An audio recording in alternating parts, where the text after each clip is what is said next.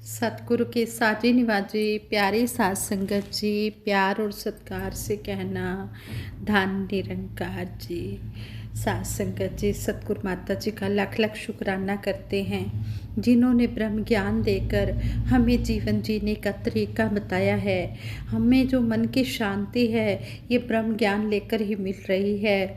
और सतगुरु सच्चे पातशाह ने हमें ब्रह्म ज्ञान देने के बाद समझाया कि हमने कभी भी काम, क्रोध, लोभ, मोह, अहंकार, ईर्ष्या ये काम नहीं करने हैं। हमने हमेशा प्रेम, नम्रता में रहना है और संतोष धन ही हमने अपने जीवन में अपनाना है। हमने संतोष, सब्र रखना है। जिस तरह संपूर्ण अवतार वाणी में शहनशाह बाबा अवतार सिंह जी महाराज फरमाते हैं, सबर सिदक दा चोला होवे, तेरा एक सहारा रहे, साधु रह के दुनिया अंदर, वांग कमल दे न्यारा रहे। यहाँ पर शहनशाह जी हमें इस शब्द द्वारा समझा रहे हैं कि सबर सिदक का चोला लेकर हमने इस सतगुरु निरंकार का ही सहारा लेना है और हर पल हमने कमल के फूल की तरह इस संसार में अपना जीवन गुजारना है। जिस तरह कमल का फूल जल में रहता है लेकिन जल का अपने ऊपर लेप नहीं होने देता, इसी प्रकार संत महात्मा संसार में रहते हैं, कार्य व्यवहार भी करते हैं, लेकिन वो इसमें संसार में लिप्त नहीं हो जाते, वो मायापति में ही लिप्त रहते हैं, हर समय इस निरंकार का एहसास बनाए रखते हैं। ऐसे ही दासी एक स्टोरी आप जी के चरणों में शेयर करने जा रही है, मन की शांति। सत्संगत जी कहते हैं, सेठ हमीर चंद के पास अपार धन दौलत थी, उसे हर तरह का आराम था, लेकिन उसके मन को शांति नहीं मिल पाती थी। हर पल उसे कोई न कोई चिंता परेशान किए रहती थी।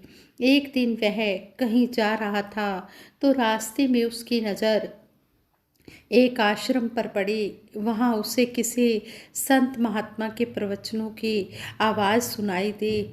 उस आवाज़ से प्रभावित होकर सेठ हमीर चंद आश्रम के अंदर चला गया और वहाँ पर जाकर बैठ गया। प्रवचन समाप्त होने पर सभी व्यक्ति अपने अपने घर को चले गए, लेकिन वह सेठ हमीर चंद वहीं बैठा रहा। उसे देखकर संत महात्मा बोले, कहो तुम्हारे मन में क्या जिज्ञासा है जो तुम्हें परेशान कर रही है। इस पर सेठ हमीर चंद बोला, बाबा मेरे जीवन में शांति नहीं है। यह सुनकर संत महात्मा बोले, घबराओ नहीं, तुम्हारे मन की सारी अशांति अभी दूर हो जाएगी। तुम आंखें बंद करके ध्यान की मुद्रा में बैठो। संत महात्मा की बात सुनकर जैसे ही सेठ हमीर चंद ध्यान की मुद्रा में बैठा, उसके मन में इधर उधर की बातें घूमने लगी और उसका ध्यान भटक गया। सेठ बोला, चलो जरा आश्रम का एक चक्कर लगाते हैं। इसके बाद वे आश्रम में घूमने लगे। सेठ हमीर चंद ने एक सुंदर पेड़ देखा और उसे हाथ से टच किया। हाथ लगाते ही उसके हाथ में एक कांटा चुभ गया और सेठ बुरी तरह से चिल्लाने लगा। यह देखकर संत महात्मा वापिस अपनी कुटिया में आए, कटे हुए हिस्से पर लेप लगाया। कुछ देर बाद वह संत महात्मा सेठ से बोले, तुम्हारे हाथ में जरा सा कांटा चुभा तो तुम इतने परेशान हो गए। सोचो कि जब तुम्हारे अंदर ईर्ष्या, क्रोध, लोभ, अहंकार जैसे बड़े बड़े कांटे छुपे हैं तो तुम्हारा मन भला शांत कैसे हो सकता है। संत महात्मा की बात से सेठ हमीर चंद को अपनी गलती का एहसास हो गया। वह संत महात्मा के इस बात से खुश होकर वहाँ से चला गया। उसको बात की समझ आ गई। उसके बाद सेठ हमीर चंद ने कभी भी ईर्ष्या नहीं की, क्रोध नहीं किया, अभिमान नहीं किया। संत महात्मा के एक बार प्रवचन सुनने से उस सेठ ने किस तरह मन पर अमल कर लिया और उसका जीवन ही बदल गया। इसी तरह हमें सतगुरु माता सुदीक्षा जी महाराज भी यही समझा रहे हैं कि आज कर्म की ज़रूरत है।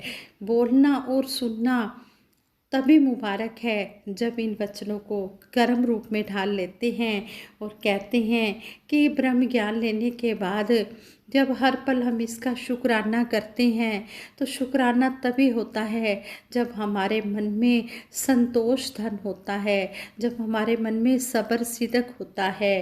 कहते हैं अशव धन बाजी धन और रतन धन खान, जब आवे संतोष धन सब धन दूरी समान। कहते हैं कि जब संतोष धन मन में आ जाता है तो हाथियों रूपी धन, घोड़ों रूपी धन, हीरे जवाहरात रूपी धन, ये सब धन इसके आगे फीके लगने लग जाते हैं।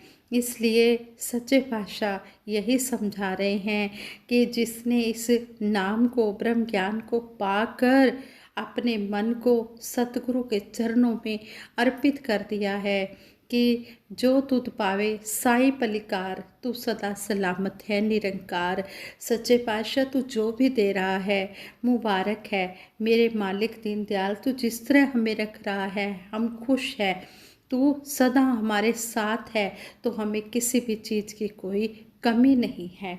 इस तरह के भाव जब संत महात्माओं के मन में आ जाते हैं तो वो ज्ञान को जी रहे होते हैं। परमात्मा का ज्ञान तो आदि काल से किसी न किसी रूप में था। काल चक्कर चलता रहा, लोग बदलते रहे, लेकिन ज्ञान वैसे का वैसा ही है। योगी राज भगवान श्री कृष्ण जी का अमृत वचन है कि सारे धर्म छोड़कर मेरी शरण में आ जा। इस मेरी शरण से अर्थ भगवान श्री कृष्ण जी की शरण में आ। ऐसा नहीं है माम एकम मुझ एक, यह मुझ एक कौन है?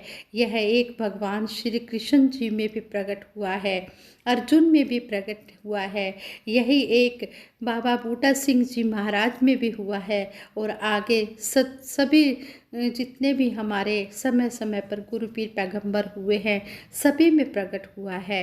आज भी संसार में ऐसे लोगों की कमी नहीं है जो इंद्रिय दमन या प्रकृति से मुंह फेर कर एकांत ब्रह्म चिंतन को ही अपने जीवन का लक्ष्य मानते हैं। दूसरी ओर ऐसे लोग भी हैं जिनका पूरा विश्वास है कि जो प्रकट है, जो प्रकृति है, यही सत्य है। ब्रह्म तो केवल ब्रह्म है, लेकिन सत्य के पूर्ण दाता की अनुभूति इन अतियों से परे है। निरंकार का ज्ञान सहज मार्ग है। जो कुछ मिला है प्रभु का प्रसाद समझकर स्वीकार कर लेना ही प्रभु की भक्ति है। महात्मा गौतम बुद्ध जी के जीवन की सुंदर कथा आती है।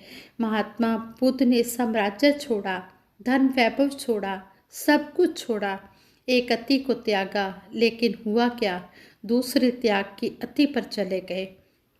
शरीर को जितने कष्ट दे सकते थे दे दिए। शरीर सूख कर कांटा हो गया।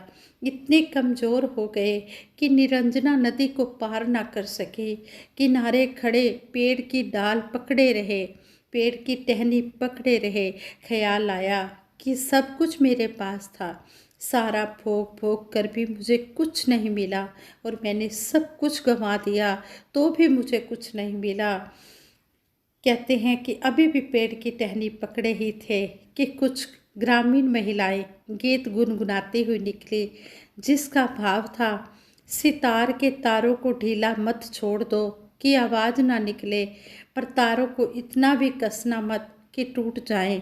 जो राग और विराग से ना मिला वह गांव वाली स्त्रियों का गीत सुनकर मिल गया। करनी का अभिमान व्यक्ति को डूबता है।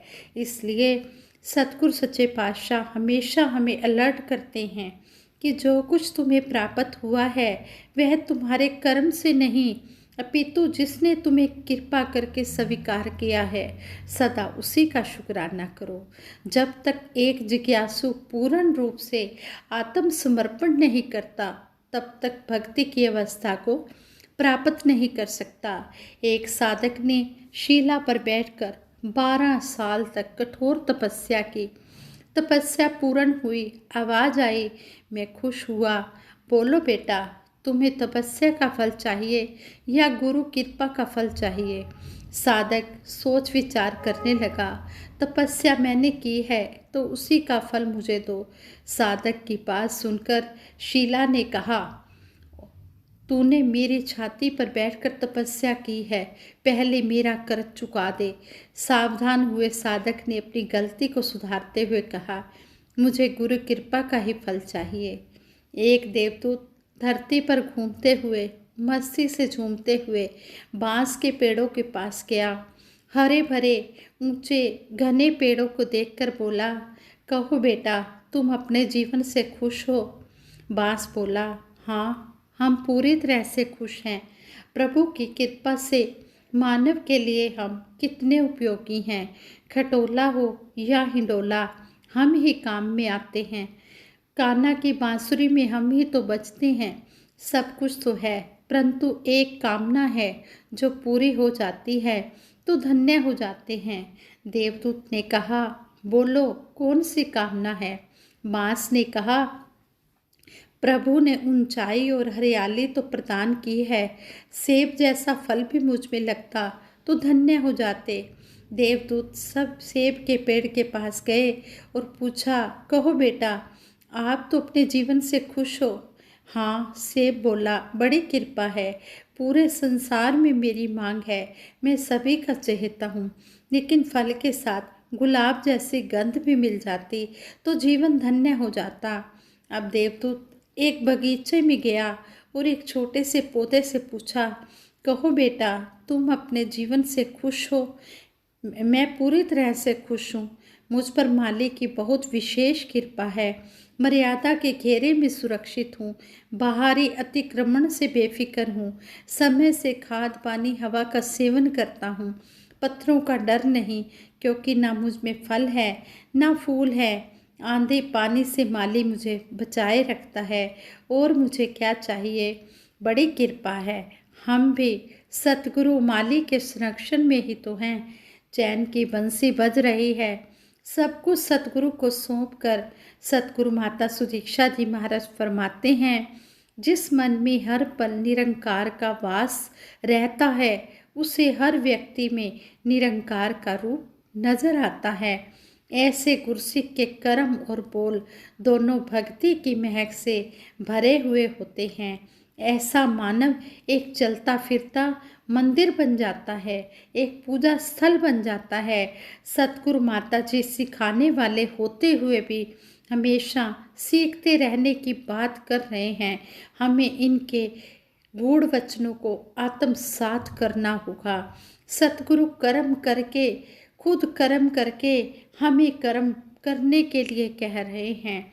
सच्चे पातशाह कह रहे हैं कि संत वचन को मन से सुनना, कर्म से सदा सुनाना है। फूलों की मानिंद महकना और महकाना है। किस तरह हमें सच्चे पातशाह समझा रहे हैं कि हमने संतों के वचनों को मन से सुनना है और कर्म द्वारा सुनाना है, और फूलों की तरह हमने खुद भी महकना है और औरों को भी हमने महकाना है। उनका भी जीवन हमने सुखी करना है। उनके साथ भी हमने प्रीत प्यार से रहना है, नम्रता से रहना है। हमने अपने दिलों को विशाल बनाना है। हमने छोटी सोच नहीं रखनी है। साथ संगत जी, सतगुरु हमें किस तरह पल पल पर हमें अलर्ट भी कर रहे हैं कि हमने भक्ति करते हुए हमने अलर्ट भी रहना है।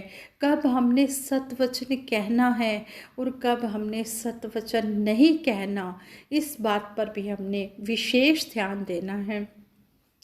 इस तरह सतगुरु की बातों को हम जीवन में अपनाते चले जाएं और अपना जीवन संवारते चले जाएं। साथ संगत जी कहते हैं कि अमल करने से बात बनेगी, बोलने से नहीं, कर्म करने से बात बनेगी।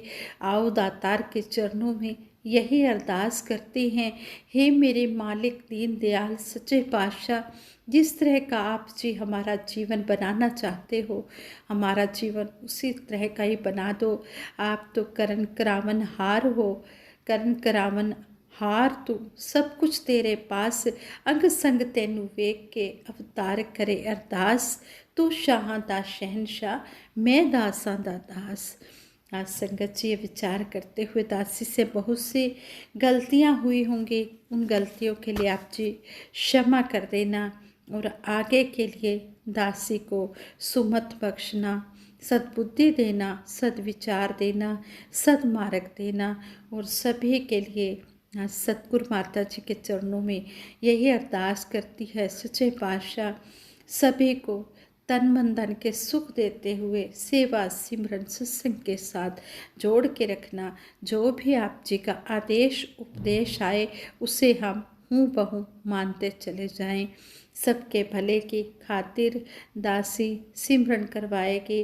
सच्चे पातशाह सबको हर प्रकार के सुख दे। तू ही निरंकार, मैं तेरी शरण हाँ, मैनू बख्श लो। तू ही निरंकार, मैं तेरी शरण हाँ, मैनू बख्श लो। तू ही निरंकार, मैं तेरी शरण हाँ, मैनू बख्श लो। बोलिए सतगुरु माता सुदीक्षा सविंदर हरदेव जी महाराज की जय। निरंकारी राजमाता गुरु बचन अवतार की जय। आज संगत जी प्रेम से कहना धन निरंकार जी।